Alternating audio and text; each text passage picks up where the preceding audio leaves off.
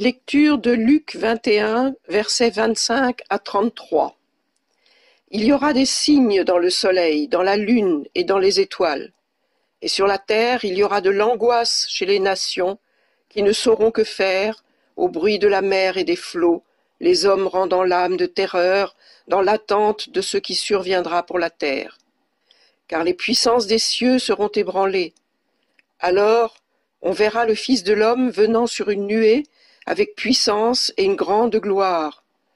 Quand ces choses commenceront à arriver, redressez-vous et levez vos têtes, parce que votre délivrance approche. Et il leur dit une comparaison. Voyez le figuier et tous les arbres. Dès qu'ils ont poussé, vous connaissez de vous-même, en regardant, que déjà l'été est proche. De même, quand vous verrez ces choses arriver, sachez que le royaume de Dieu est proche. Je vous le dis en vérité, cette génération ne passera point que tout cela n'arrive. Le ciel et la terre passeront, mais mes paroles ne passeront point. Quelle idée de choisir un texte aussi angoissant en cette période déjà particulièrement anxiogène. Quelle idée de sembler donner raison à tous ceux qui nous prédisent depuis bien longtemps la fin du monde. Car, nous diront toutes les Cassandres, vous voyez bien, tous les signes sont là, les inondations, les tremblements de terre, les catastrophes naturelles en tout genre, les pandémies. La mort rôde, et en cette période, qui est aussi une période de confinement pour nous tous, nous le ressentons peut-être encore davantage. Mais regardons les choses d'un peu plus près, car le verset 28 nous dit « Quand ces choses commenceront à arriver, redressez-vous et levez vos têtes, parce que votre délivrance approche. » La fin, ce n'est pas le désespoir, ce n'est pas la fin de toute chose, ce n'est pas la mort, c'est la délivrance.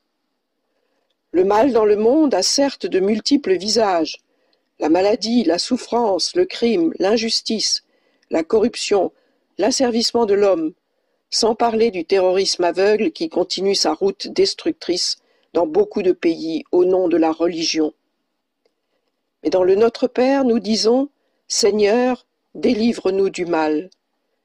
Car si l'homme est un loup pour l'homme, comme le disait Platon, le Christ, lui, est venu pour nous dire « Redressez-vous et levez vos têtes ».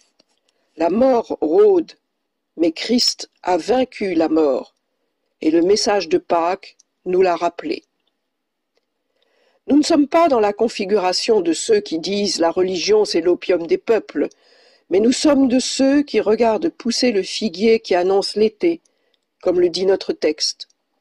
Regardez autour de vous, la nature fleurit, les arbres bourgeonnent, même si tout nous semble sombre pour le moment. Le royaume de Dieu commence dans les petites choses, et ces petites choses commencent dans nos cœurs. Il y a autour de nous tous ceux qui se battent pour nos vies, pour la recherche, pour la guérison. Oh certes, ils ne réussissent pas toujours, mais ils continuent à se battre. Ce sont de petits faiseurs de miracles. Et quelle plus belle promesse pourrions-nous emporter? Le ciel et la terre passeront, mais mes paroles ne passeront point. Dieu ne satisfait peut-être pas toutes nos prières, mais il tient toutes ses promesses. Qu'il nous garde, qu'il vous garde de tout mal. Amen.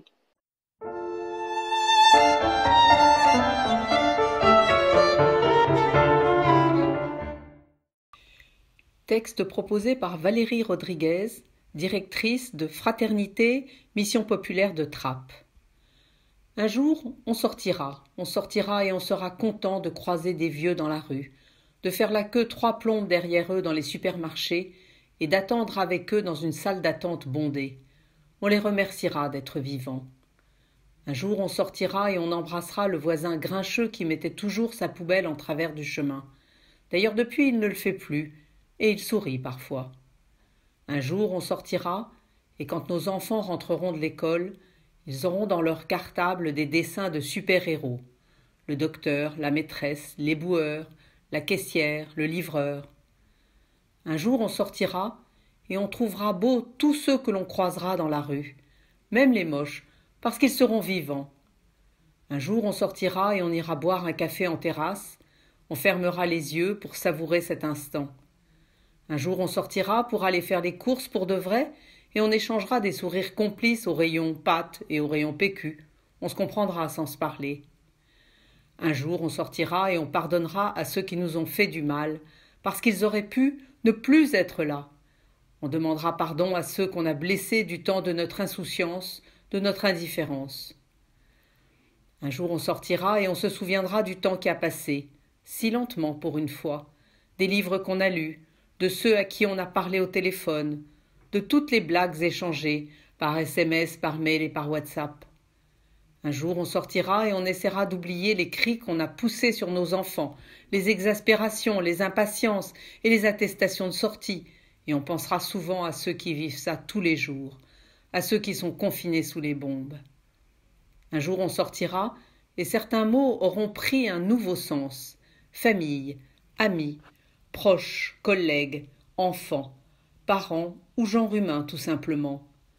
Un jour on sortira et on essaiera de s'aimer.